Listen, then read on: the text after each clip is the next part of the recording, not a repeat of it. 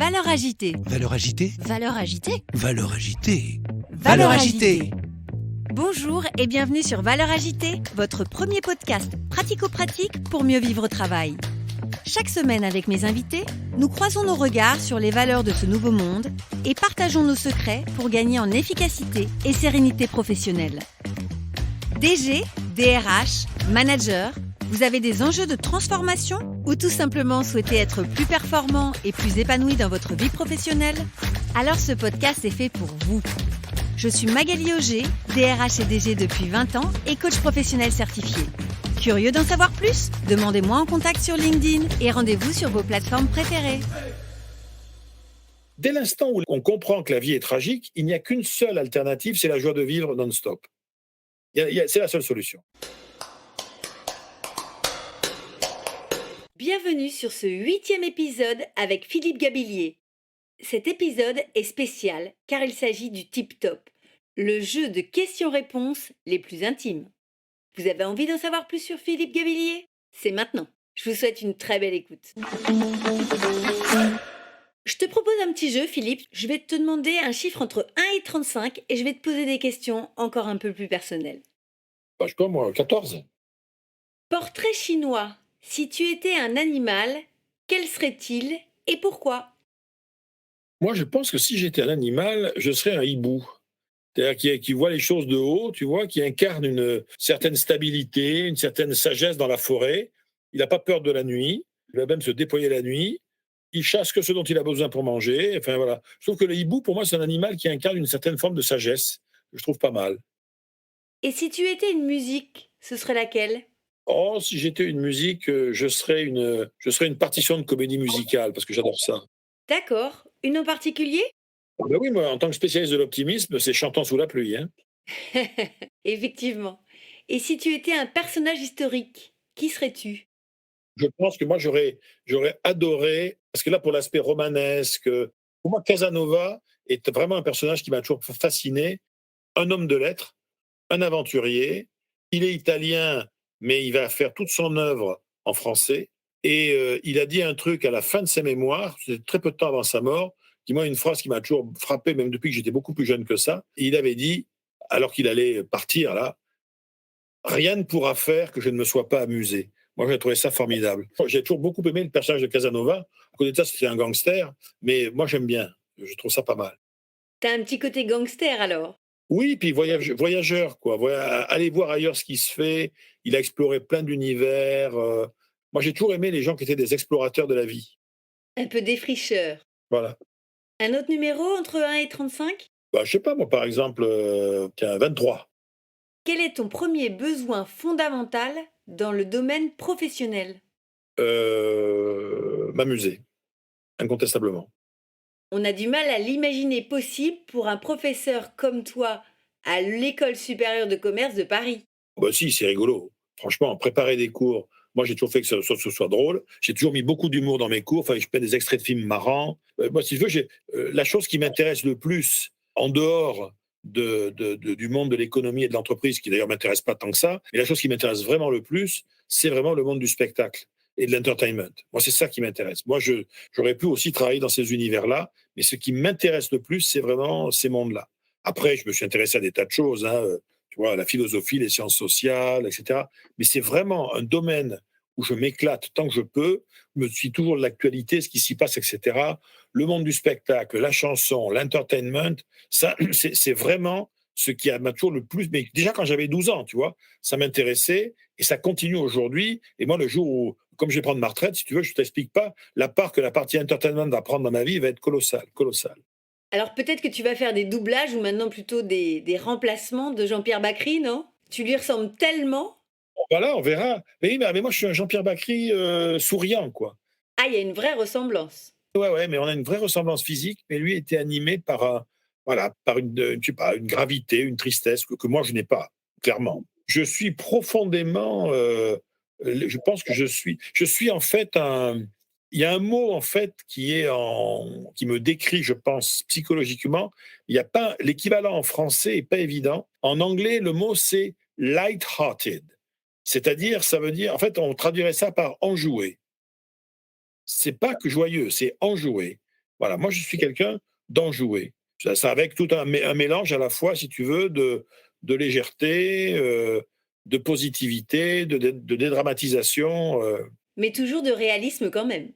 Oui, parce que dans le fond, la caractéristique des gens qui ne sont pas croyants, qui n'ont la foi en rien, qui n'ont pas la foi, c'est que le problème est très clair. Moi, je suis rentré dans un train, j'avais rien demandé, qui s'appelle la vie. J'ai rencontré des gens parfaits, à qui je me suis attaché. Voilà. Les gens, je dirais, à qui je me suis attaché dans ce train de la vie, un jour ou l'autre, commencé par mes grands-parents, puis mes parents, puis déjà des amis, etc., un jour sont descendus du train. Et moi, un jour, je descendrai du train aussi. Il n'y a pas de discussion possible. Et tous les gens que j'aime aujourd'hui, même s'ils sont plus jeunes que moi, ils descendront un jour du train. Et tout ce que j'aurais fait pendant ce parcours sur Terre, de toute façon, mécaniquement, tombera un jour dans l'oubli. Donc, dès l'instant où la vie, et où on comprend que la vie est tragique, il n'y a qu'une seule alternative, c'est la joie de vivre non-stop. C'est la seule solution. Donc voilà. Alors je me permets une question un peu sensible ou existentielle. Qu'est-ce que tu as envie qu'on se rappelle de toi, Philippe? Ben, écoute, je pense que j'aimerais qu'on me dise de moi, il a, il a beaucoup aidé les autres avec le sourire. Voilà, et ça, je dirais, c'est déjà pas mal, tu vois. C'est déjà pas mal, déjà pas mal. Et dans les moments où tu es un peu down, Philippe, j'imagine que ça t'arrive, comme tout le monde, il y a des moments où on a un peu moins d'énergie, un peu moins d'optimisme. Est-ce que tu as une petite phrase qui te rebooste, qui te permet de trouver l'énergie pour continuer d'avancer? Écoute, là, faut que je fasse preuve de beaucoup d'imagination parce que autant j'ai des moments de fatigue physique, là, ça peut arriver, tu vois. Mais des moments down d'un point de vue psychologique, depuis des années. Avant, j'avais des phases mélancoliques quand j'avais jusque vers l'âge de 30-35 ans, j'avais des phases mélancoliques, qui étaient d'ailleurs quasiment toujours liées au travail, et qui pour moi étaient un signal toujours le même, il faut reprendre ton sac et repartir. Et ça fait, mais des années que ça m'est plus arrivé. Donc, des moments down, j'en ai pas une grande expérience en fait. C'est pas ma nature profonde, quoi. Je suis pas, non, j'en ai. Puis en plus, j'ai pas de raison Ces gens d'Ormesson qui avaient cette belle expérience, ils disaient, de toute façon, bon, il a eu des malheurs comme tout le monde, mais ils disaient, dans le fond, faut être honnête, j'ai traversé la vie en première classe. Et moi, c'est un sentiment que j'ai toujours eu, que je culpabilise pas plus que ça, hein, mais c'est un fait, si tu veux. C'est un fait. Je veux dire, voilà, les choses se sont bien alignées et j'ai su aussi probablement piloter le truc comme il fallait. Donc tu as eu de la chance. Oui, oui, oui, incontestablement. Et j'ai su quoi en faire. Et puis à peu près, les épreuves, d'autres épreuves arriveront un jour ou l'autre, mais là, tu vois, à l'instant T, c'est bon, quoi.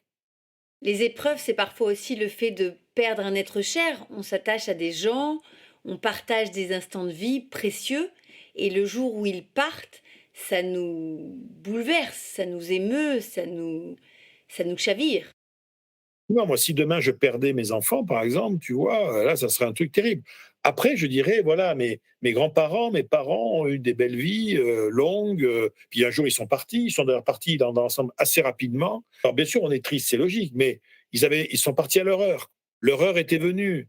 Voilà, c'est comme ça. Alors, en revanche, ce qui est toujours triste, c'est les gens qui partent alors que leur heure n'était pas venue. Et surtout quand c'est des proches, tu vois. Voilà, donc ça, c'est un peu difficile, mais faut bien comprendre que le départ de l'autre est inscrit. Quand l'autre s'en va, c'est jamais lui que je pleure. Je pleure sur moi sans lui ou sans elle, hein. C'est Saadi qui était un grand poète soufi qui disait: ne pleurez pas sur vos morts, ce ne sont que des cages dont les oiseaux sont partis. Voilà. Alors après, on peut rien faire contre, si tu veux, la tristesse, la peine, etc. Mais elle fait effectivement partie de la vie. Et il est naturel, je dirais, il est naturel que la vie redémarre. C'est pas un hasard si d'ailleurs dans les grands enterrements, entre autres à la campagne, on finit toujours en faisant la fête et en se tapant des bouteilles et en mangeant des tartines, quoi, tu vois. Effectivement, on essaie de se projeter dans la vie sans l'autre. Oui, parce que la caractéristique de la vie, c'est que jusqu'à preuve du contraire, elle continue. Il continuera à y avoir des rencontres, des événements qu'on n'a pas vu venir, des pépins, des emmerdements.